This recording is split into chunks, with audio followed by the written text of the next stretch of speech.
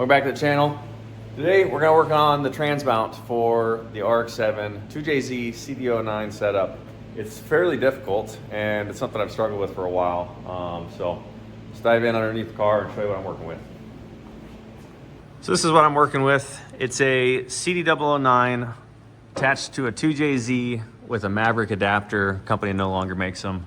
And the problem with a CD trans and an RX7 is that you have to cut out the factory OEM mounts. They just do not work with how tight this setup is. And what I did, it took me a really long time to figure out how to get to this point for some reason, but I took this thicker sheet metal here and I added on a very odd angled bracket here, gusseted it on both sides, and drilled a clearance hole for an M10 or 12, and then I have a captive nut on the back side that's welded to that bracket. So I did that on both sides. It's just a single bracket, much easier plane to work with. The issue with this, I tried to make them as close as I could.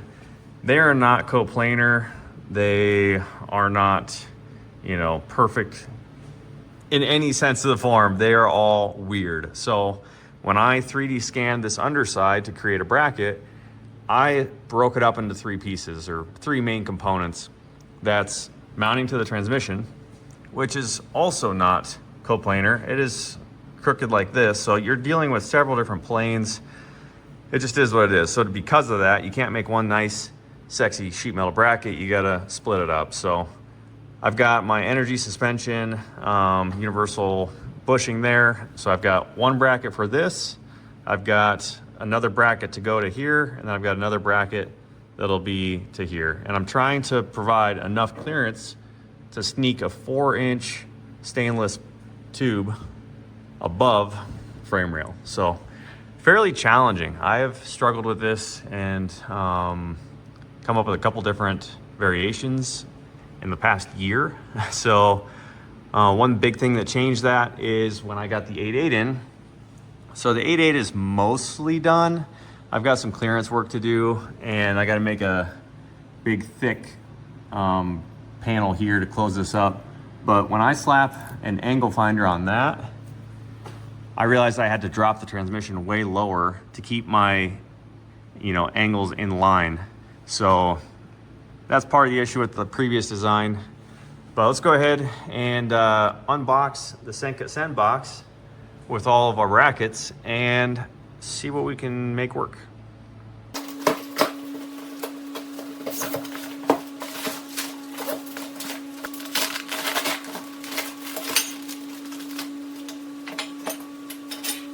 So this is where we're at. We've got three main components like I described. This would be the passenger side that bolts up to my custom mount that I made.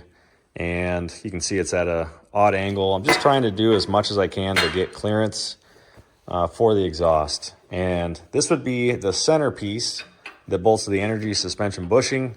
Originally, I designed it so that it had the slots in this middle section, but because of the die width, it would have interfered with this line and it would have deformed my slot. So I've got a couple options here. I can use this as a template. I can slot it with a die grinder and open those holes up myself. Or I may, if everything is tweaked and this doesn't bolt up at all correctly, I may just cut this off right here and then start with this bolted up to the bushing and then weld these flanges on where they need to go to line up with this and this. So I've got some options. I also got this one as an additional option in case I wanted to use like a sockhead cap screw that kind of locks it into the position.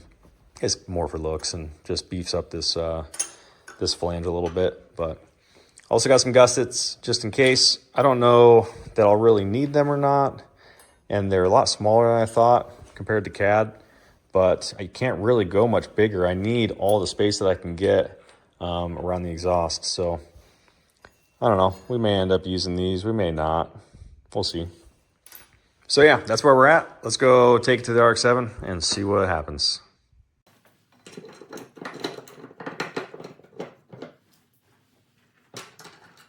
All right, we made it 5 seconds and then we found a problem. This piece needs clearanced with this little bracket. before I can actually put it into positions. So let's get out the grinder and get to work.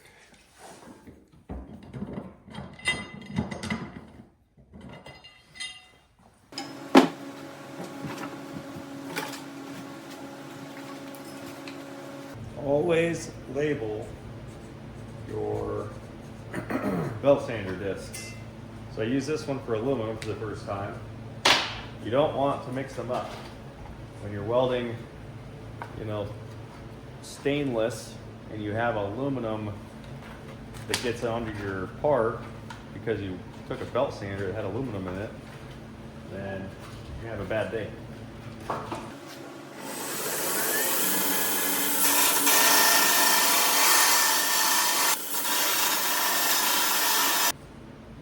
So I just took the corners, relieved them a bit, and that should be good to go. So unfortunately, this bracket doesn't quite fit. It is very tight. I got that angle dialed though, and it's touching the trans. It's just absolutely perfect. There is zero clearance. So must have been a 3D scan issue, but we're close. So I've got the other brackets mounted on there now, and I'm just trying to figure out what the plan's gonna be to resolve the issue. And I think I've got one. So I'm glad that I bought this piece here as a separate spare, because I'm gonna have to hack this piece apart.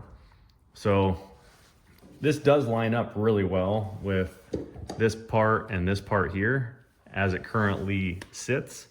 But if I have to take out a 1/2 inch for clearance on this bracket, I need more than this flange length offers. So, and then also this one, the plane is just a touch off. So I think what I'm gonna do is I'm gonna section this piece, cut it here, and then cut 1/2 inch out of this bracket on the passenger side, re-weld it all, and start using this bracket that I bought to extend out to each side. So a little more work, but man, this is not bad, considering sub $600 scanner and saving us quite a bit of time. So all I got to do is cut that thing off, remove some material, section this so I can weld in the tabs. I think it's not bad. So let's get to it.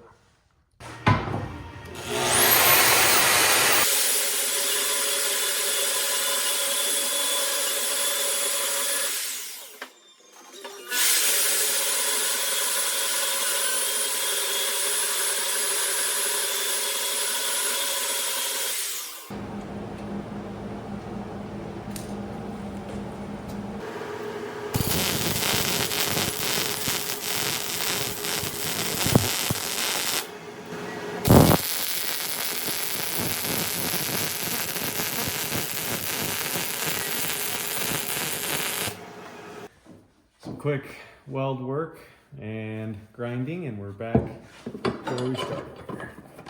And we got a lot better clearance.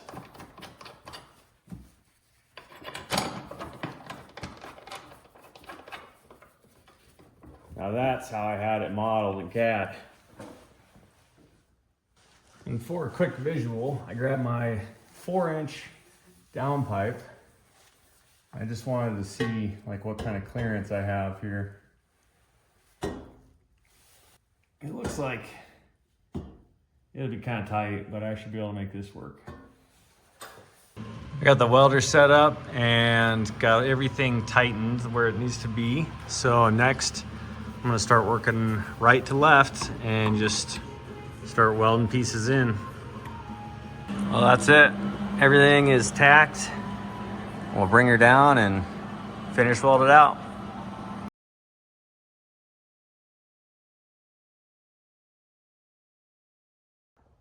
So first mock-up after welding, everything stayed where it should and looks pretty damn good. So now this trans mount just needs some bracing. I think I'll just do some light gussets up there, and like I mentioned earlier in the video, here and here, just to kind of strengthen some things up. And that's it. We're gonna call it a wrap.